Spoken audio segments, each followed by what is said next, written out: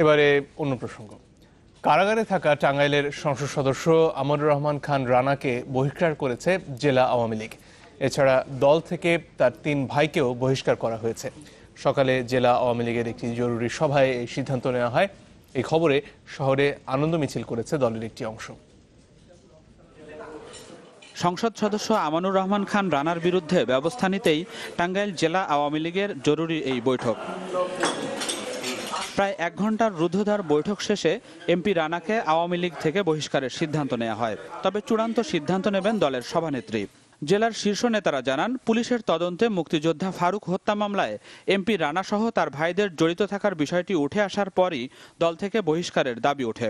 যারা হত্যাকারী বলে আসামি হিসেবে চিহ্নিত হয়ে গেছে তাদেরকে দলের থেকে বহিষ্কার করার জন্য চূড়ান্তভাবে সিদ্ধান্ত গ্রহণ করা হয়েছে জেলা আওয়ামী লীগের পক্ষ থেকে।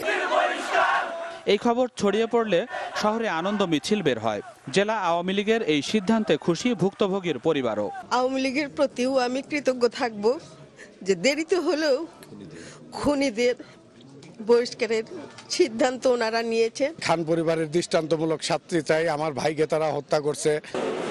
2013 সালের 18 ডিসেম্বর রাতে খুন হন টাঙ্গাইল জেলা আওয়ামী লীগ নেতা ও মুক্তিযোদ্ধা ফারুক আহমেদ।